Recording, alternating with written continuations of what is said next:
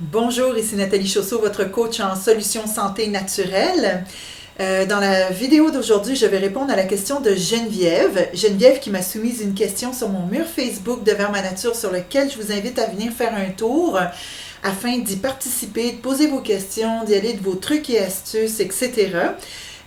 Parce qu'on est une belle communauté, de plus en plus nombreuse et vraiment les échanges commencent à être très très intéressants. Alors on vous y attend avec plaisir. Je reviens avec la question de Geneviève. Elle me demande, voilà, bonjour, j'ai besoin d'un conseil sur comment soigner un mal de tête de façon naturelle. C'était trop vaste, mais alors je lui ai demandé une précision. Voici ce qu'elle dit. Elle dit, je suis peut-être en désintox de bouffe, car j'ai de gros doutes d'avoir une candidose digestive et je dois éliminer beaucoup d'aliments à la fois. Donc, pas évident de changer d'alimentation à ce point-là. Et elle se demande si les maux de tête dans les premiers jours peuvent être normaux lorsqu'on se détoxe comme ça d'un candida, etc. Et évidemment, s'il y a un moyen d'atténuer tout ça, ça serait bienvenu. Alors voilà. Je vais quand même répondre de façon générale. Il y a multiples sources pourquoi on peut avoir mal à la tête. Je ne parle pas de migraine ici, c'est pas forcément la même chose. En fait, c'est pas du tout la même chose. Mais les maux de tête peuvent être provoqués par vraiment une foule de facteurs. Ça peut être digestif, ça peut être le stress, la cigarette, le manque de sommeil, l'hypoglycémie. Êtes-vous hypoglycémique? Si vous faites du candida, il y a des bonnes chances que vous ayez des symptômes d'hypoglycémie, mais c'est le candida, c'est pas l'hypoglycémie. Enfin, vous pouvez être trop acide, ok? Votre taux d'acidité est trop élevé. Alors ça donne des maux de tête aussi. Je vais mettre l'emphase sur le mot de tête digestif, parce que s'il y a un candida, on parle quand même de digestion ici. Je vais nommer 3 sources digestives, ok, qui peuvent faire en sorte qu'on a des maux de tête. Alors, dans un premier temps, c'est sûr que je vais parler des aliments qu'on mange.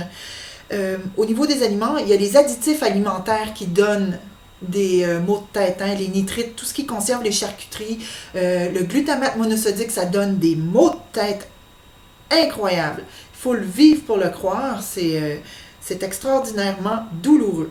Tout ce qui contient des conservateurs comme le EDTA, le BHA, en tout cas, toutes ces choses-là qu'on ingère dans des produits transformés, raffinés qu'on nous vend en magasin, souvent, ça peut occasionner, surtout lorsqu'on a les intestins fragiles, perméables ou infestés de candidats ou de parasites, ça peut donner vraiment des gros maux de tête. Okay? Ensuite, il y a la mauvaise digestion. Autrement dit, on mange bien, par exemple, mais notre pH de l'estomac n'est pas adéquat, donc il ne peut pas bien dégrader les aliments qu'on mange. Alors, il reste des trop grosses molécules, et là, ça passe dans les intestins, et c'est très, très difficile pour nos intestins à digérer. Ça occasionne aussi des maux de tête. Et sans compter le fait que peut-être dans vos intestins, il y a un engorgement. Autrement dit, vous n'allez pas suffisamment à la selle tous les jours. OK? Ensuite, au niveau digestif, la deuxième chose dont je vais parler qui peut provoquer des maux de tête, vous l'avez peut-être soupçonné déjà, c'est le candida et les parasites. En fait, le candida, c'est une levure, c'est un champignon, mais c'est aussi le sous-produit des parasites. Donc, quand on a le candida, on peut soupçonner qu'on a des parasites, c'est évident. OK? Donc, intestinaux. Et bon, la troisième chose, je l'ai mentionné dans les aliments, c'est la mauvaise élimination. Vous n'allez pas suffisamment à la selle. Alors, votre bol alimentaire que vous mangez matin, midi, soir, ben, il s'accumule dans les intestins. Comprenez? Alors qu'en principe, dès qu'on mange, il faudrait aller éliminer ce qui a été mangé, mettons, 24 heures ou 36 heures à l'avance, idéalement. Alors, j'en reviens toujours aux voies d'élimination qui doivent être disponibles, particulièrement pour les maux de tête. Okay? Si on veut éliminer un surplus d'acidité, il faut que les reins soient... il faut que vous alliez uriner de façon suffisante, donc boire assez d'eau. Je ne parle pas de café, de thé, je parle d'eau. Okay? Il faut s'assurer d'aller suffisamment uriner par jour, donc boire assez d'eau, pour éliminer l'acidité. C'est un des moyens les plus rapides avec le brossage de peau à sec. Okay? On brosse sa peau à sec avant la douche. Ensuite, aller suffisamment à la selle, on ne s'en sort pas.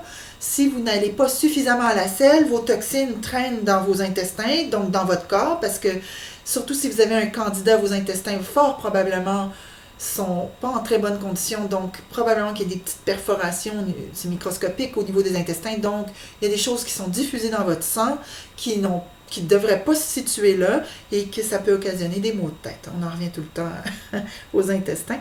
Et je vais finir en vous disant que si vous suivez une diète stricte pour le candida, OK? C'est bien beau de se débarrasser du candida, OK? De façon alimentaire.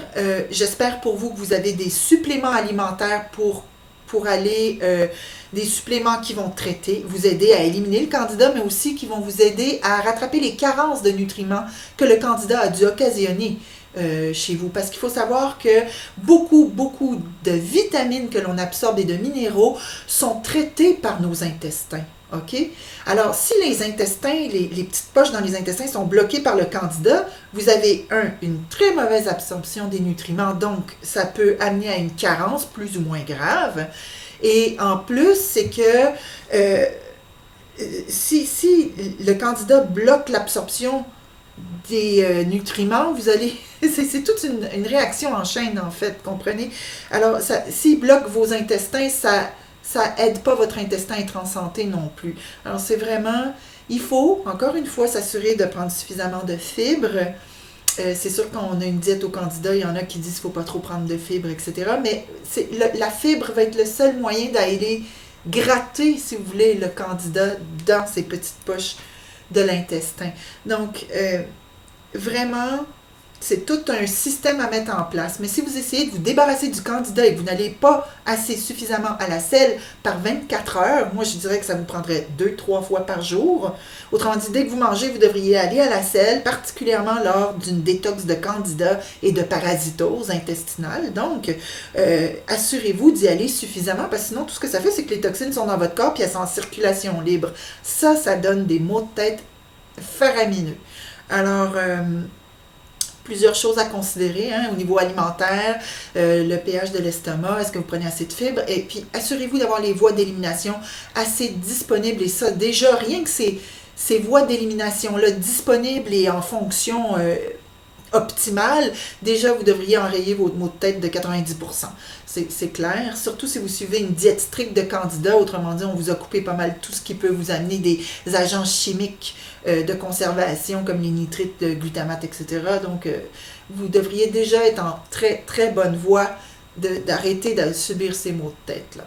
Alors, Geneviève, j'espère avoir répondu un peu, au moins vous avoir dirigé avec votre question, vous avoir mis sur des pistes et je vous invite à venir sur mon site internet de vertmanature.com, VERT comme la couleur verte sur l'eau. À bientôt!